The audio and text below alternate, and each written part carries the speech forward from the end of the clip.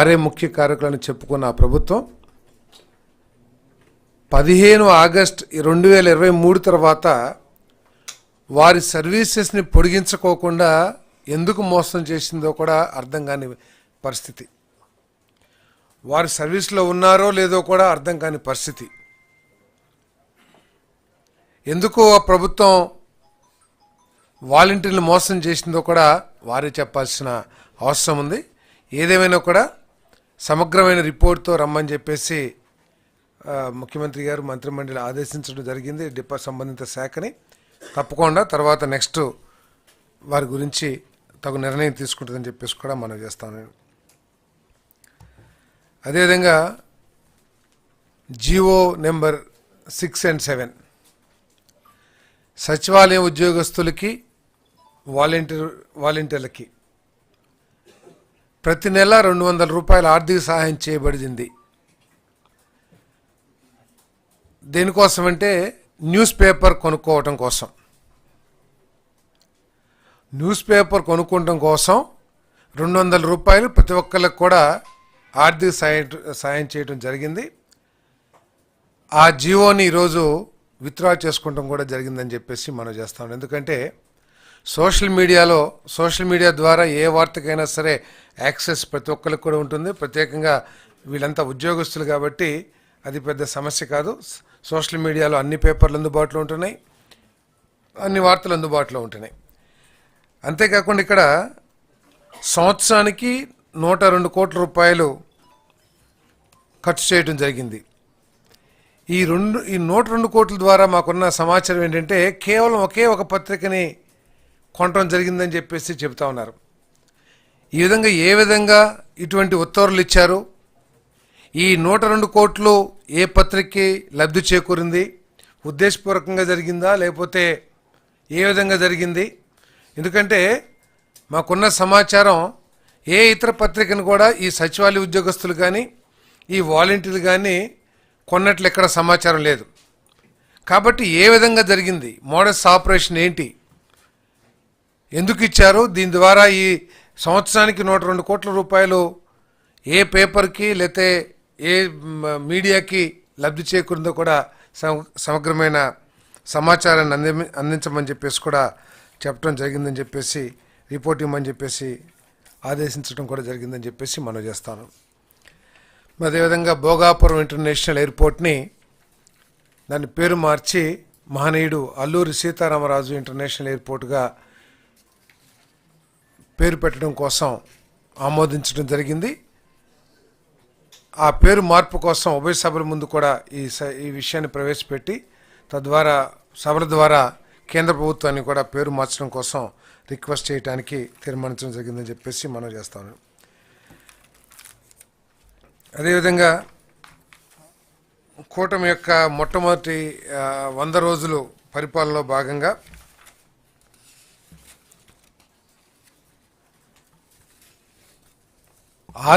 ప్రజల ఆరోగ్యానికి అత్యంత ప్రాధాన్యతనిస్తూ ST elevation myocardial infarction STEMI కార్యక్రమాన్ని ప్రారంభించడానికి మంత్రిమండలి ఆమోదించిందని చెప్పేసి మనం చేస్తాను. దీని ద్వారా ప్రాణాంతకమైన ఏదైతే ఉన్నాయో జబ్బులు ఉన్నాయో, కార్డియాక్ కానివ్వండి, క్యాన్సర్ కానివ్వండి, వీటన్నిటికీ అనుమానం రాగానే వాళ్ళంతా కూడా ఇన్వెస్టిగేషన్ చేసుకోవటానికి, పరీక్షలు నిర్వహించుకోవటానికి ప్రభుత్వ హాస్పిటల్లో తగు చర్యలు తీసుకోవటం కోసం ఈ కార్యక్రమాన్ని ప్రారంభిస్తామని చెప్పేసి మనం చేస్తాను. ఇప్పుడు కార్డియాక్ సమస్య ఉంటుంది, ఆ స్వీట్ అవర్స్ ఏదో అంటారు, 1 గంటనో ఏదో గోల్డెన్ అవర్స్. ఆ గోల్డెన్ అవర్స్లో గనక సరైన మందు కనుక ఇచ్చినట్లయితే కొంత సమయం ట్రీట్మెంట్కి పేషెంట్కి కొంత సమయం లబ్ధి చేకూరుతుంది. సో అటువంటి మందులు కూడా సబ్సిడైజ్డ్ రేట్స్ మీద ప్రభుత్వ హాస్పిటల్లో నిల్వ ఉంచడానికి, అక్కడ ట్రీట్మెంట్ చేయడానికి, లేదా ఎవరికైనా సరే క్యాన్సర్ ఉందని లేతే కార్డియాక్ సంబంధించిన సమస్య ఉందని భావిస్తే ప్రభుత్వ హాస్పిటల్కి వెళ్ళి వాళ్ళందరికీ కూడా పరీక్షలు చేయించుకోవడానికి ఈ కార్యక్రమం తీసుకోబడుతుందని చెప్పేసి మనం చేస్తాం. అదేవిధంగా స్కూల్ చిల్డ్రన్ అందరికీ కూడా మనకి ఏ విధంగా అయితే ఆధార్ కార్డు ఉండి ఆధార్ కార్డులో మన సమాచారం అంతా ఏ విధంగా అయితే పొందుపరచబడిందో అపార్ ఐడి కార్డ్స్ కేంద్ర ప్రభుత్వ సహకారంతో ఈ కార్డ్స్ని తయారు చేసే కార్యక్రమం కూడా మొదలు పెట్టబోతున్నామని చెప్పేసి మనం చేస్తాను. ప్రతి విద్యార్థికి సంబంధించిన ఆరోగ్యపరమైన విషయాలన్నింటినీ కూడా ఇన్ఫర్మేషన్ అంతా కూడా దాంట్లో పొందుపరుస్తూ ద్వారా భవిష్యత్తులో కూడా వాళ్ళకి ఉపయోగం ఉంటుందని చెప్పేసి నేను మనం చేస్తాను. అదేవిధంగా ఇండస్ట్రీస్ ఈ ప్రభుత్వం యొక్క అత్యంత ప్రాధాన్యమైన లక్ష్యం ఏమిటంటే ఈ 5 సంవత్సరాల్లో 20 లక్షల ఉద్యోగాల్ని కల్పించాలనేది ఈ ప్రభుత్వం యొక్క లక్ష్యం. ఆ లక్ష్యాన్ని సాధించడానికి ఉన్న అన్ని అవకాశాలను కూడా వినియోగించుకొని ఈ రాష్ట్రంలో ప్రభుత్వ పరంగానే కాకుండా పారిశ్రామిక రంగాన్ని అభివృద్ధి చేసి ప్రైవేట్ రంగంలో కూడా ఉద్యోగ అవకాశాలు కల్పించడం కోసం ఈ ప్రభుత్వం అన్ని చర్యలు తీసుకుంటుందని చెప్పేసి మనం చేస్తాను. CGTSME ద్వారా MSMEలకి సూక్ష్మ మరియు చిన్న తరహా పరిశ్రమలకి క్రెడిట్ గ్యారంటీ కల్పించడం కోసం, ఒక భరోసా కల్పించడం కోసం 5,000 కోట్లు అందుబాటులో ఉంచే కార్యక్రమాన్ని ఈ ప్రభుత్వం ఈరోజు మంత్రిమండలి ఆమోదించిందని చెప్పేసి మనం చేస్తా ఉన్నాను. దీని ద్వారా సూక్ష్మ చిన్న తరహా పరిశ్రమల్ని అభివృద్ధి చేయడం కానివ్వండి, వాళ్ళు ఎదుర్కొంటున్న అనేక క్రెడిట్కి సంబంధించిన సమస్యలకి పరిష్కారం లభిస్తుందని చెప్పేసి కూడా మనం చేస్తా ఉన్నాను. దీని ద్వారా ఈ రాష్ట్రంలో యువ పారిశ్రామికవేత్తలకి మంచి భవిష్యత్తు కల్పించాలనేది ఈ ప్రభుత్వం యొక్క లక్ష్యం అని చెప్పేసి మనం చేస్తాను. అదేవిధంగా కేంద్ర ప్రభుత్వం ఇస్తున్న అనేక పారిశ్రామిక అభివృద్ధికి ఇస్తున్న అనేక ఆర్థికపరమైన సహకారాలు ఏదైతే స్కీమ్స్ ఏదైతే ఉన్నాయో ఆ స్కీమ్స్ని అనుసంధానించుకుంటూ ఈ రాష్ట్రంలో పారిశ్రామిక అభివృద్ధి జరిగే విధంగా సహకరిస్తూ ఆ పారిశ్రామిక అభివృద్ధి ద్వారా ఈ ఉద్యోగాల కల్పన లక్ష్యం ఏదైతే ఉందో అది సాధించాలనేది ఈ ప్రభుత్వం యొక్క ఉద్దేశం అని చెప్పేసి కూడా నేను మనవి చేస్తా ఉన్నాను.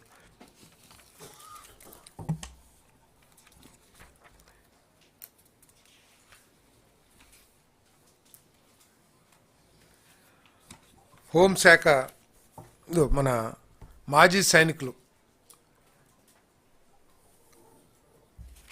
వీళ్ళకి సంబంధించి ఎటువంటి కార్పొరేషన్ కూడా మన రాష్ట్రంలో ఇప్పుడు దాకా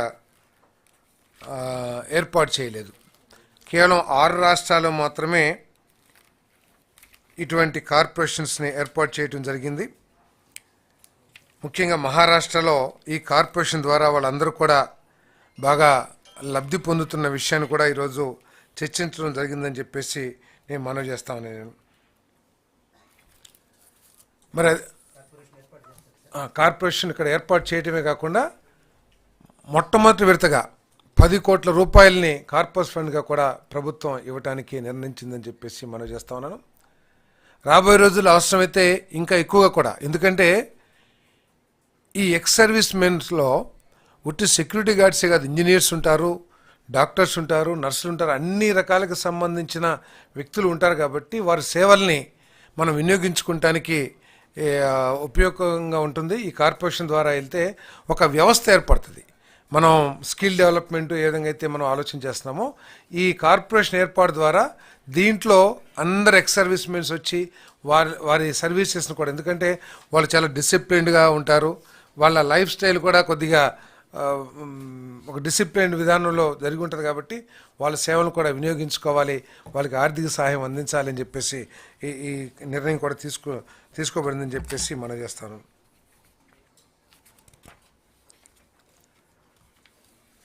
అదేవిధంగా మన యూనివర్సిటీ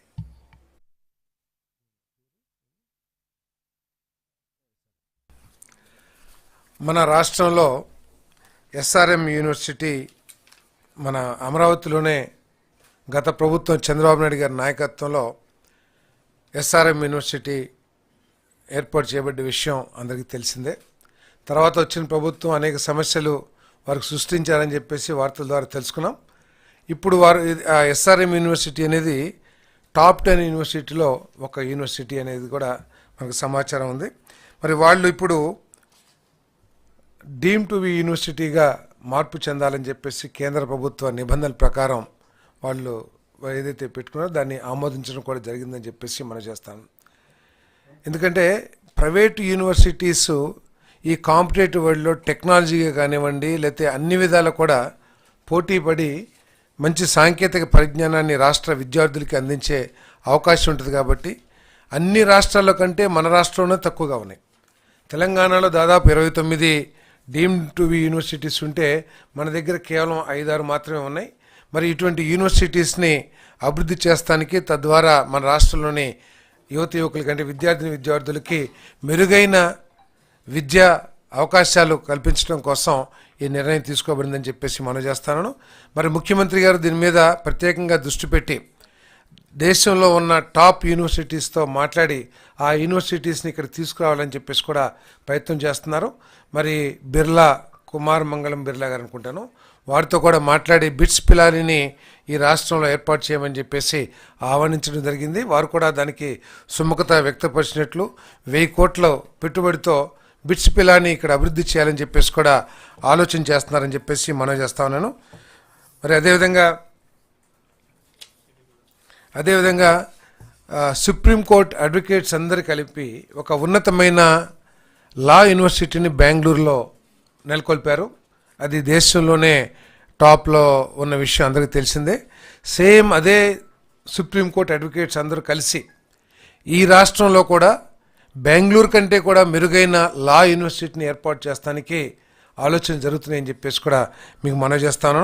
అదేవిధంగా టాటా ఆధ్వర్యంలో ఉన్న XLRI యూనివర్సిటీ ఏది ఉందో దాన్ని కూడా ఈ రాష్ట్రంలోకి తీసుకురావాలని చెప్పేసి ముఖ్యమంత్రి గారు, అంటే ఈ రాష్ట్రంలో అత్యంత ఉన్నతమైన విలువలు కలిగిన క్వాలిటీ ఎడ్యుకేషన్ని ఈ రాష్ట్రంలోని యువకులకి అందించాలనే ఉద్దేశంతో, తద్వారా ఉద్యోగ అవకాశాలు కానివ్వండి, ఉపాధి అవకాశాలు కానివ్వండి మన రాష్ట్రంలో యువకులకు కల్పించాలనేది ఈ ప్రభుత్వం యొక్క లక్ష్యం అని చెప్పేసి మీ అందరికీ మనం చేస్తాను.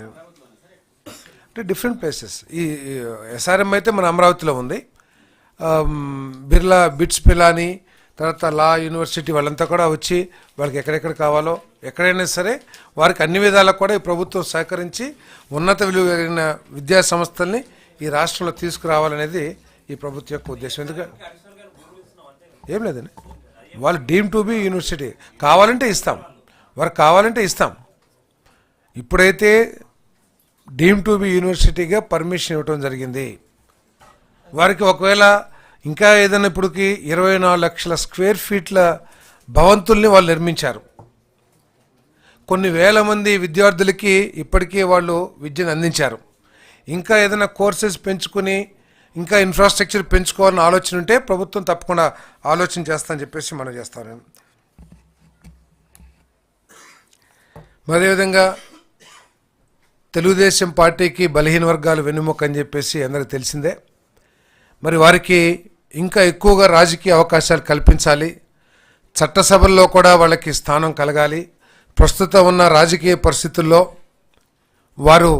వారికి ఎంతో కొంత సహకారం అందించాలి, రిజర్వేషన్ కల్పించాలనే లక్ష్యంతో మరి ఈరోజు మంత్రిమండలి బీసీలకి చట్టసభల్లో 33% రిజర్వేషన్ కల్పించాలని చెప్పేసి కేంద్ర ప్రభుత్వానికి రికమెండ్ చేస్తూ ఈరోజు నిర్ణయం తీసుకుందని చెప్పేసి కూడా మనం చేస్తాను.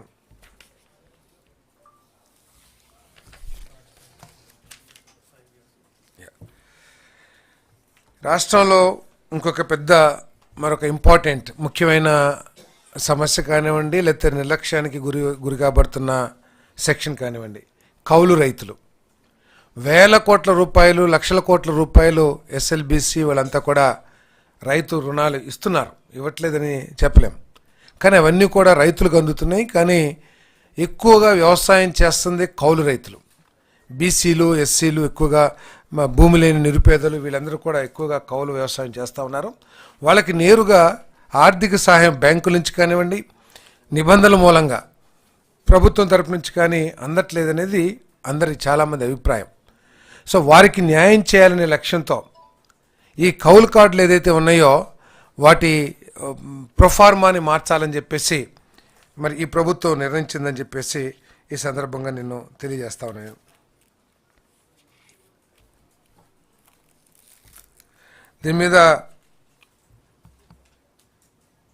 దీంట్లో ముఖ్యమైన సమస్య ఏంటంటే ప్రస్తుతం ఉన్న ఈ కౌలు కార్డుల మీద రైతు సంతకం తప్పనిసరి. ఎప్పుడైతే రెవెన్యూ అధికారులు వెళ్ళి ఆ కార్డు మీద సంతకం పెట్టండి రైతును అనగానే, రెవెన్యూ అనగానే ఇదేదో భూమికి సంబంధించిన సమస్య అనే ఒక భయం కానివ్వండి, సంతకం పెడితే కౌలుదారుడికి ఏదైనా హక్కు కలుగుతుందనే భయం కానివ్వండి, రైతులు ముందుకు రావట్లేదనేది మనందరికీ తెలిసిన విషయమే. తద్వారా వ్యవసాయం చేస్తున్న ఎస్సీ బీసీ భూమి లేని నిరుపేదలు ఎవరైతే ఉన్నారో వాళ్ళకి ఆర్థికంగా సహాయం అందక వాళ్ళు ఎక్కువ ఖర్చుతో కూడుకున్న పెట్టుబడి పెట్టాల్సిన పరిస్థితులు వాళ్ళకి కలుగుతూ ఉన్నాయి.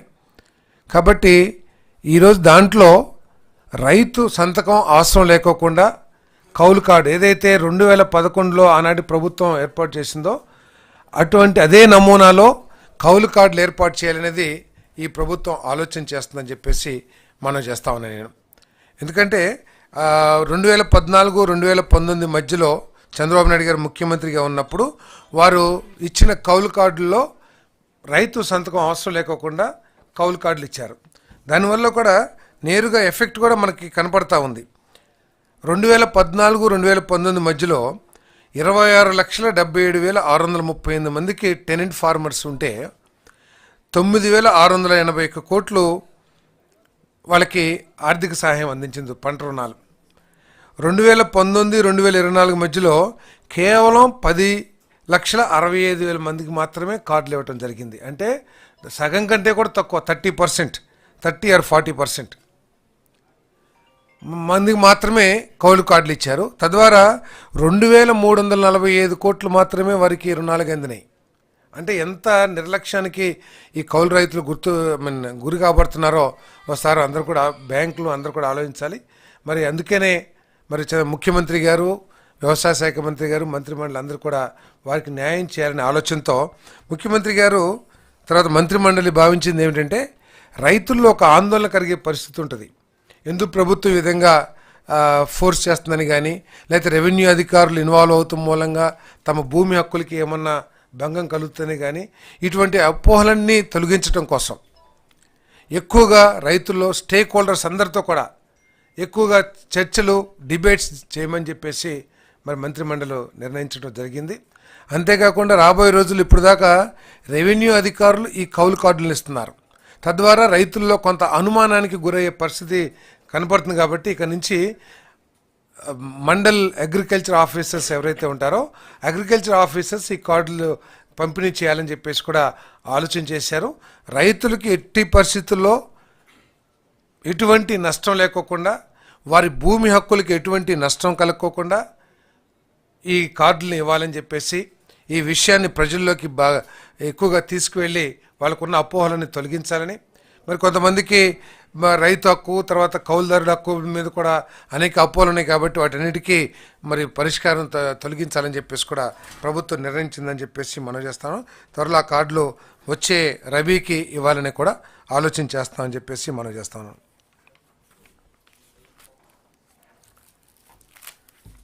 మీరందరూ ఎదురు చూస్తున్న ఎక్సైజ్ ప్రజలకు ఉపయోగించిందని చెప్పేసి ఇందాక మిత్రుడు ఒకరు అడిగారు.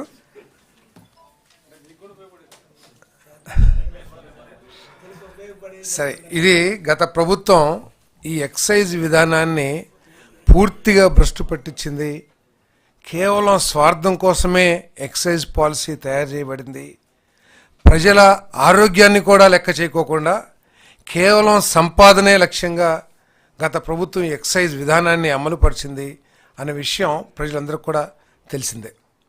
చాలామంది గ్రామాల్లోకి వెళ్తే మీకు చెప్తారు, మాకు చెప్తారు, కిడ్నీస్ పాడైనవి అని, లేకపోతే లంగ్స్ పాడైనవి అని, రకరకాల ఆరోగ్య సమస్యలు ఉత్పన్నమైనవి అని, ఈ మందు తాగటం మూలంగా, లేకపోతే క్వాలిటీ లేదని రకరకాల ఆరోపణలు వచ్చిన విషయం అందరికీ తెలిసిందే.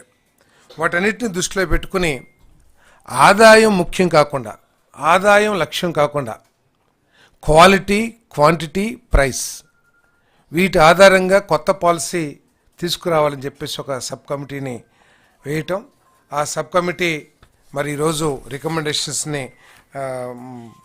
మన మంత్రిమండలి ముందు ఉంచడం అందరికీ తెలిసిందే. మరి దాంట్లో నిర్ణయాల ప్రకారం అన్నిటికంటే ముఖ్యమైనది 99 రూపాయలకి క్వాలిటీ మద్యాన్ని అన్ని బ్రాండ్లు కూడా అందించాలని చెప్పేసి ప్రభుత్వం నిర్ణయించిందని చెప్పేసి మీకు మనవి చేస్తాను. 99 రూపాయలు. క్వాంటిటీ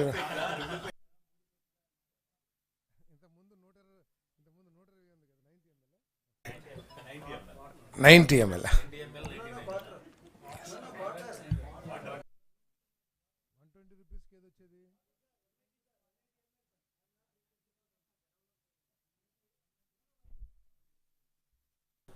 అదే ఇంతకుముందు ఏదైతే 120 రూపాయలకి అమ్మారో ఆ మద్యాన్ని, క్వాలిటీ మద్యాన్ని అన్ని బ్రాండ్స్ని 99 రూపాయలకి సరఫరా చేయాలని చెప్పేసి నిర్ణయం చేయడం జరిగిందని చెప్పేసి మనవి చేస్తా ఉన్నాను.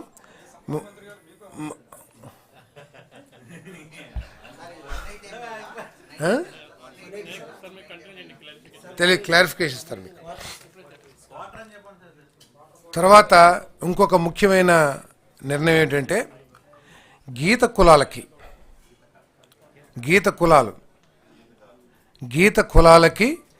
10% రిజర్వేషన్స్ ఈ షాప్స్లో కల్పించాలని చెప్పేసి ప్రభుత్వం నిర్ణయించిందని చెప్పేసి మనవి చేస్తా ఉన్నా నేను. 180 ml తెలీదు, నాకు తెలియదు, మీరు చెప్పారు కదా అది క్వార్టర్ అంటారు ఏమంటారు. 180 mlకి 99 రూపాయలకి గత ప్రభుత్వం 120 రూపాయలకి ఏదైతే సరఫరా చేసిందో అది కూడా క్వాలిటీ లేని మందుని ఏదైతే ఇచ్చిందో ఈసారి ఎస్టాబ్లిష్డ్ బ్రాండ్స్ ద్వారా 99 రూపాయలకి ఈ మద్యాన్ని అందించే కార్యక్రమం చేయబోతున్నాం. అన్ని బ్రాండ్స్లో కూడా ఈ కేటగిరీ మందుని లిక్కర్ని సప్లై చేయాల్సిన అవసరం ఉందని చెప్పేసి మనం చేస్తాను. మీ అందరూ తెలిసిందే మిగతా అన్ని కూడా అప్లికేషన్ ఫీజు 2 లక్షలు.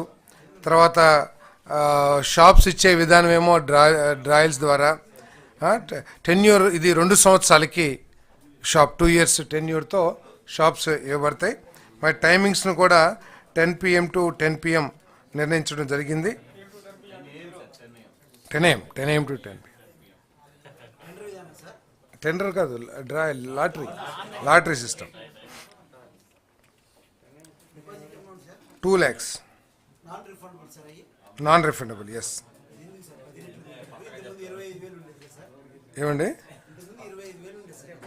ఏమండి మీరు ప్రజల దగ్గర నుంచి రక్తం పిండుతుంటే మీరేం మాట్లాడేది, కానీ వ్యాపారస్తుల దగ్గర కొంత ఎక్కువ అమౌంట్ తీసుకుంటే బాధపడాల్సిన అవసరం ఉందని చెప్పేసి నేను భావిస్తాను. నేను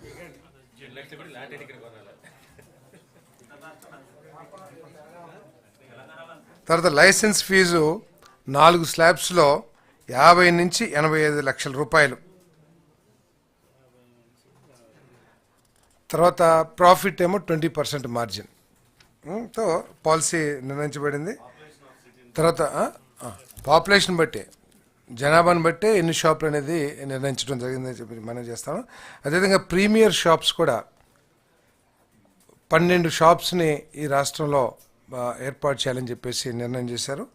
దానికి 5 years లైసెన్స్ పీరియడ్, తర్వాత 1 crore fees, non refundable 15 lakhs fees. తిరుపతిలో ఈ షాప్స్ని ఓపెన్ చేయమని కూడా మనం చేస్తున్నాం. తిరుపతిలో ఈ షాప్ని ఓపెన్ చేయరు, ఉండదు. తిరుపతిలో మిగతా సిటీస్లో పెడతారు. Okay, Tirupati. Yes, premium shop ఏదైతే ఉందో ఈ ప్రీమియం షాప్స్. తర్వాత ఈ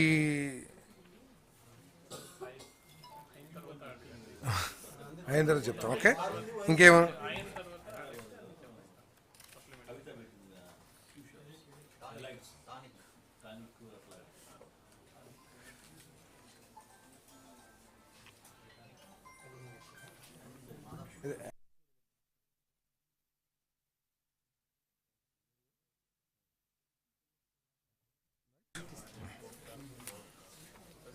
ఇంకేమన్నా అంతేనా?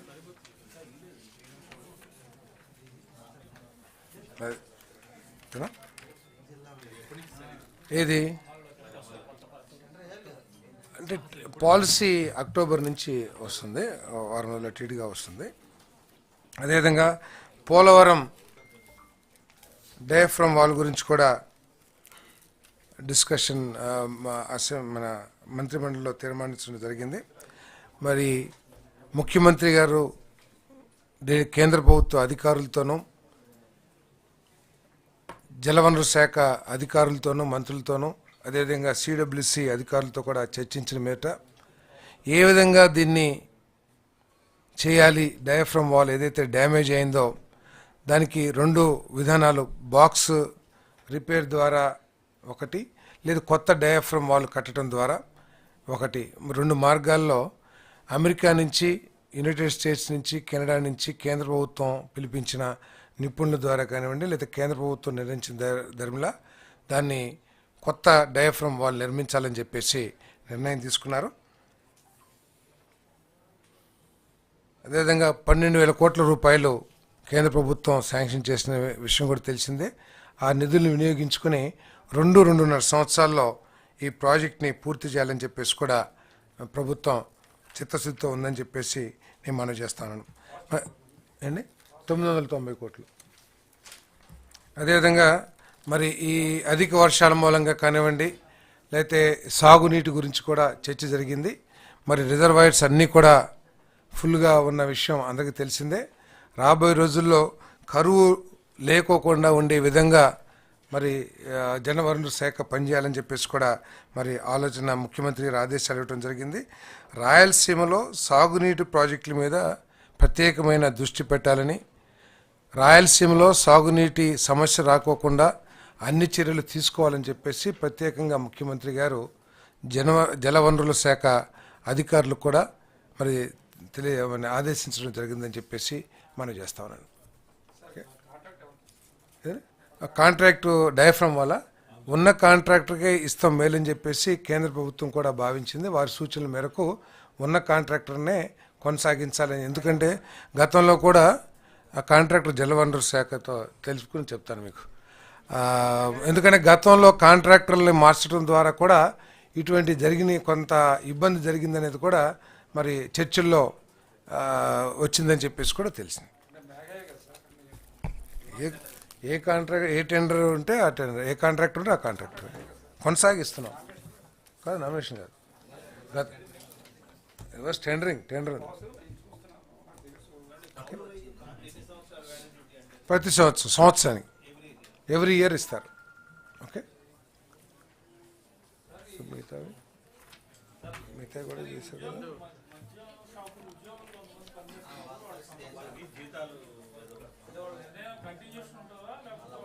ఇక ప్రైవేట్కి ఇచ్చేసిన తర్వాత ప్రభుత్వ ఉద్యోగస్తులు ఏ విధంగా కంటిన్యూ అవుతారో వాళ్ళేం మరి ఆ రోజు ఏ విధంగా ప్రభుత్వం నిర్ణయం చేసిందో దాని గురించి చర్చ లేదు. ప్రైవేట్ పరం అయిపోతుంది కాబట్టి వాళ్ళు ఉండకపోవచ్చు. వాళ్ళనే మళ్ళీ వీళ్ళు ఏమైనా ప్రైవేట్ వాళ్ళు తీసుకుంటే తీసుకోవచ్చు.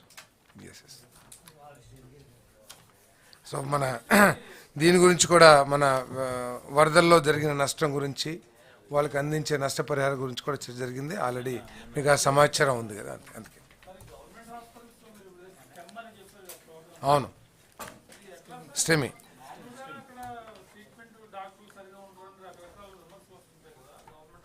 అంటే అందుకనే దాన్ని ఇంకా ఇంప్రూవ్ చేసి సీరియస్గా ప్రజలకి ఈ వసతులన్నీ కూడా ఈ ఫెసిలిటీస్ అన్నీ కూడా అందుబాటులో తీసుకురావడం అనేది లక్ష్యం. 1,10,000 సచివాలయం కదా, వాలంటీర్స్ కదా. అదే వాళ్ళ గురించి డిఫర్ చేశాం. ఏదైతే తీర్మానం ప్రవేశపెట్టారో అంటే కాదు, దాని మీద వద్దని కాదు, వాలంటీర్ వ్యవస్థ, సచివాలయ వ్యవస్థ, గవర్నమెంట్ డిపార్ట్మెంట్స్ ఇంటిగ్రేట్ చేస్తూ ఒక సమగ్రమైన ఒక పాలసీ లాగా కానీ ఒక విధానం కానీ నెక్స్ట్ ప్రవేశపెట్టమన్నారు, సబ్మిట్ చేయమన్నారు. దాని గురించి ఏమీ చర్చ పర్మనెంట్ అదేమి లేదు, అదేమి చర్చ జరగలేదు. అంటే మరి దాని ఇంటిగ్రేట్ పాలసీ ఒకటి తీసుకురమ్మన్నారంటే వాడుకుంటారనే భావిస్తాను. దాని గురించి చర్చ కానీ నిర్ణయం కానీ తీసుకోలేదు కాబట్టి ఇప్పుడు ఏం చెప్పలేం. బట్ నెక్స్ట్ ఎప్పుడైతే ఇంటిగ్రేట్ చేస్తూ ఒక పాలసీ, సమగ్రమైన పాలసీ వస్తుందో అప్పుడు చెప్పగలుగుతాం. అది డీమ్డ్ అక్కడ మెడ్రాస్లో డీమ్డ్ యూనివర్సిటీ, అది వేరు, ఇది వేరు.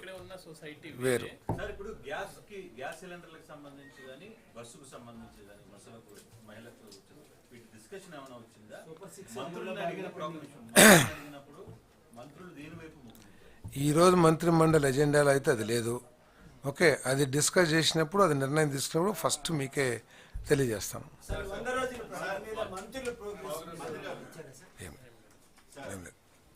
చెప్పండి.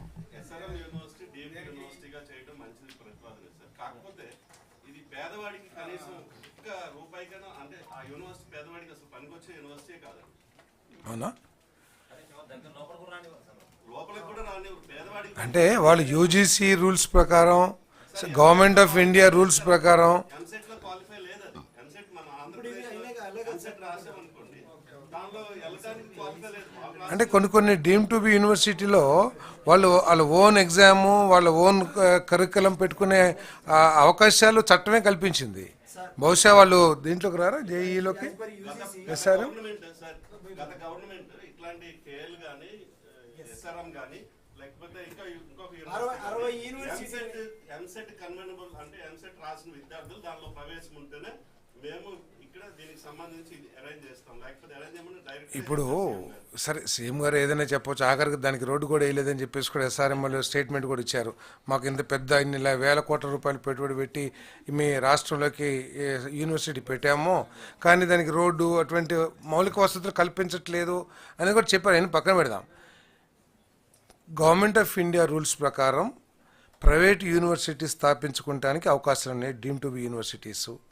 ఆ యూనివర్సిటీస్ వాళ్ళ ఓన్ కరికులం, వాళ్ళ ఓన్ ఎంట్రన్స్ ప్రొసీజర్స్ అమలు చేసుకున్న చట్టం అవకాశం కల్పించినప్పుడు ఎందుకు కలపలేదు? మీరు చెప్పిన ఏదో పేదవాళ్ళకి ఏదైతే మీరు చెప్పారో తప్పకుండా ప్రభుత్వం దృష్టికి తీసుకెళ్తాం.